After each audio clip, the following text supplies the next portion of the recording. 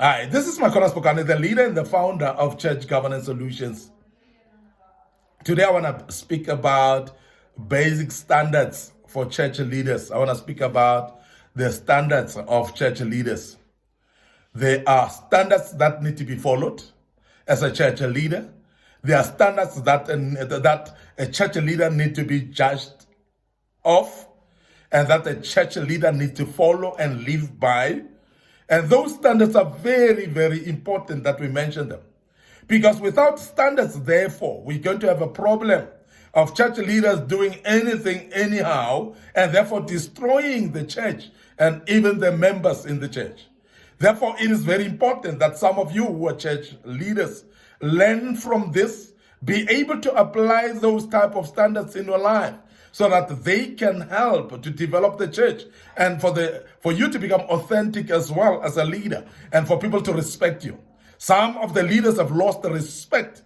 People have lost the respect on you because of not living according to the standards of leadership. And this is very key. But I want to teach about this today because I hope this will help you to take the standards, make use of them in your life, and the good Lord will help you as you mature with the standards. The first thing that I want to speak about today is be on time for appointments as a leader. Be on time in church as well as a leader. Be in time for meetings as a leader. Remember, in this regard, you will actually have members. Some of them you set appointments of counseling for them. Sometimes there are some who invite you to come and conduct actually matrimonies of their weddings, or come and minister in their weddings. Some of them are waiting for you as a leader to come and bury their loved ones. Now, if you are somebody who doesn't take care of time, somebody who has got nothing to do with time, you're going to offend many of your members. You're going to offend many of your people. Now, I want to emphasize that a leader should actually be respecting time at all times. And this is very important because it's just an orderly manner of conducting yourself as a leader. And by so doing, you actually increases the chances of people respecting you and chances of people honoring you. And remember also that you are invited sometimes to go and minister somewhere. It might be in a conference, a seminar, or any other meeting that you're invited for that. But if you have got no regard to time, you've got no respect of time, you're going to arrive late in every meeting. And sometimes you disorganize people in their meetings because you've arrived late. And I want to emphasize that that is a total disorder. And I know there are many people that disregard time, yet they are leaders. So please, as a leader, this is a standard. Be punctual in every meeting. I emphasize that. Secondly, another standard for leaders is be on time for intercession and prayer meetings. That's very important. So therefore, it's not only appointments, but also the prayer meetings and the intercession meetings as well. Make sure that you lead by example. Because if you're going to develop people that are prayerful, either in your church or somewhere as a leader, you're going to need to lead them by example. The very same crucial elements or pillars of Christianity that you want people to hearken to. You must respect those, and you'll find that everyone will respect those as well. You cannot expect people to respect that which you don't respect while you are a leader. You don't actually lead people by example, and you expect them to listen to what you say and don't actually follow what you do. And I want to emphasize that as a leader, it's a part of the standards that you become exemplary in nature by keeping time as well in intercessory prayers or in prayer meetings as well. That's very key, and I'm emphasizing that as well. So be punctual be punctual as well for leadership activities. Now that's a standard that in leadership activities, whereby either you're having leadership meetings, you're having leadership arrangements that you're meeting as leaders, or you're doing some things as leaders, be there in time. Because as I said, you must be an example of the congregation. You must be an example of the very same people that you are leading. And if you don't lead them by example, you're definitely not going to tell them anything, because you're not going to get people to follow that which you say while you don't act that either. Be a participator in worship, not a spectator. Because there are many times where you find that leaders of churches, you find board members, committee members, people that are elders in the churches, they don't actually participate in worship. They do not participate in praising God. And they don't at all. And now, as you don't do that, then you're basically rendering worship as unimportant. I've seen ministers of the gospel that are invited to conferences. They will start, they'll get there, they'll sit in their cars until the time when they're supposed to be climbing up the stage. That's the only time that this minister will walk into the church. They don't want to be part of worship. Now, because you don't want to be part of worship, you're actually instigating, or you're actually communicating a culture of people not respecting worship as well. Because people don't see the essence and the importance of worship. But when you are as an example, as a minister, as a leader, and walk and minister in worship or participate in worship, there are times when you find that the leaders are actually sitting down, reading their Bibles during worship. While you are going to minister to people, you are not worshiping, you are sitting and still continue preparing your message during worship. Now, I thought that they invited you a long time ago. I thought that they told you months ago that you'll be ministering in this conference. Why are you still preparing in the church service already? Why are you sitting there and still preparing a sermon in a church service that you've been invited many months ago? And that, to me, baffles me. And I must emphasize that when a minister or a leader is not participating in worship, you're communicating a wrong message. You're making the people think that worship is not important. And therefore, you're having flaky young Christians and immature Christians that look at a minister or a leader and they think that worship is not important because the minister himself or the leader is not actually participating in worship. So as a leader, it's a standard that you participate in worship as well. Now, I want to also say be involved in as many weddings and funerals of your members as possible. I know it may not be possible to be in all of them, but it's very important that you do participate and support them.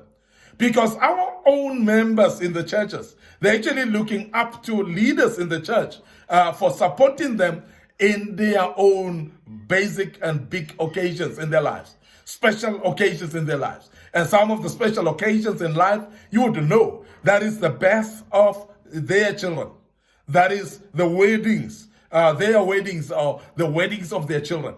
That will be in burials or funerals of their loved ones. Now, when you want to see sensitive areas in the members of churches, is those type of activities, those type of issues that they have, and they would love to see their leaders attend to them and come and support them in times like that. And if as a leader, you're not able to support your own members in funerals, you're not supporting them in weddings, you're not supporting them in the birth of their loved ones or children, of their loved ones, graduation, ceremonies of their children or themselves, that's very key. That as a leader, you prioritize that. Because if these people are your members, please support them in those very special occasions of their lives. And therefore, they will actually learn that we need to support each other. And they will also, you'll be saving their souls, actually, because some of the people walk out of churches, they die spiritually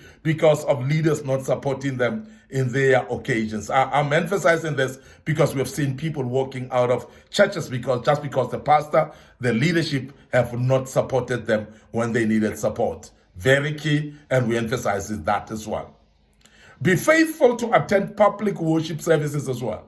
We're speaking about where there are public worship places, where there's a conference and so on. It is very important that as a leader, you're there and you're part of that. And that's the standard of a leader. And therefore, it's very important that you attend public worship services as well. You are there. You are public prayer services as well. Be there as well. Be part of that. And that is actually serving as an encouragement to people that, oh, even our pastor comes, even our leaders come, and people will be encouraged and they will continue serving the Lord even much more better. Be conscious of all reports and paperwork due.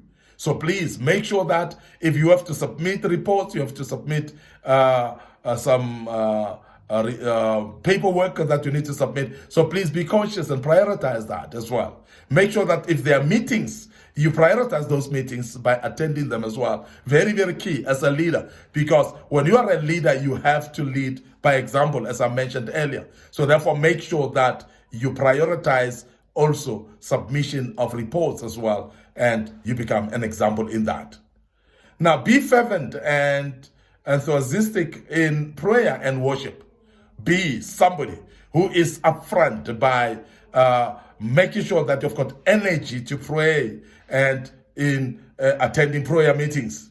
And please be part of that. And I want to emphasize that, as I've said earlier, that you need to be fervent, you need to be there, you need to make this your lifestyle as well. But as a leader, it's a standard that prayer becomes your lifestyle, worship becomes your lifestyle. And this is not only a church thing, but it becomes a lifestyle wherever you are, because you cannot do it in church if you are not acquainted to it, if you're not part of it. And if this is not part of your life, you're not going to be able to sustain it and continue doing that in church, because otherwise that is acting when you do that. So I want to emphasize that, and I want to say, as a leader, please be prayerful and be a worshiper as well. Be an example in hospitality, and that's very key.